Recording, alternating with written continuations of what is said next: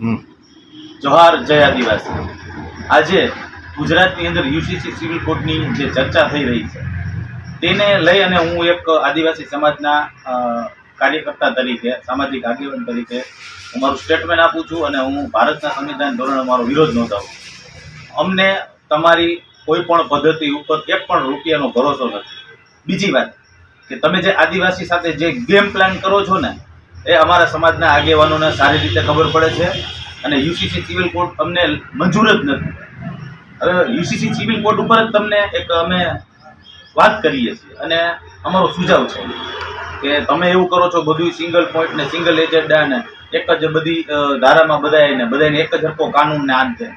પેલા તમે એક હરખો ન્યાય કરતા તો શીખો। જ્યાં બેઠા છો ને ત્યાં તમારી અંદર એક હરખો ન્યાય કરવાની તેવડ નથી। તમે આવ્યા સંવિધાનિક ધોરણે અનુસૂચિત 5 ને 6 નો અમલ કર્યો આટલા વર્ષોમાં નથી કર્યો અને અમારી માંગ એવી છે કે જો આપણે યુસીસી સિવિલ કોડ લાગુ કરવો જ હોય તો આપણે છે ને ડીએનએ ના આધાર ઉપર કરાવી। જે વ્યક્તિ આ ભૂમિનો આદિ અનાદિ કાળનું જે ડીએનએ છે એશિયાઈ ભૂમિનું એ હોય એ ભારત દેશમાં રહે અને જે ન હોય તે વયા જાય। પછી હવે આ મુદ્દો ડીએનએ નો છે એની ઉપર તમે ઉતરશો તો કેને શું તકલીફ પડશે આપ સારી રીતે જાણો છો।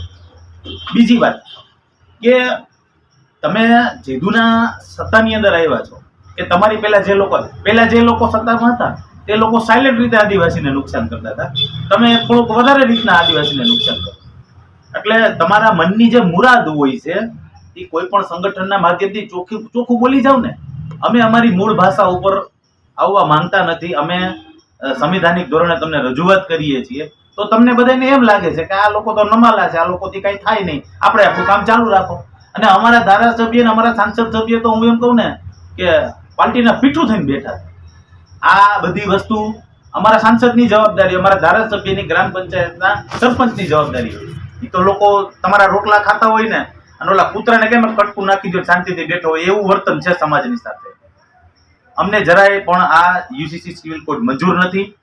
જો તમારે યુસીસી સિવિલ કોડ લાગુ કરવો હોય તો ડીએનએ ના આધાર ઉપર કરો। જેવી રીતે અંગ્રેજો ભારત છોડોનો નારો હતો તેવી રીતે અમે એમ કહી છીએ કે આઈના ડીએનએ ના ન હોય ને એ ભારત છોડો। બરોબર? જય જોહાર, જય આદિવાસી, જય ભારત। અને આ વાતને હરખી રીતે સમજીને લેજો કારણ કે ષડયંત્ર કરવામાં તમારી બુદ્ધિ બહુ ચાલે છે। અમે ષડયંત્ર નહીં કરી, અમે સીધો ઇલાજ કરશું। જોહાર।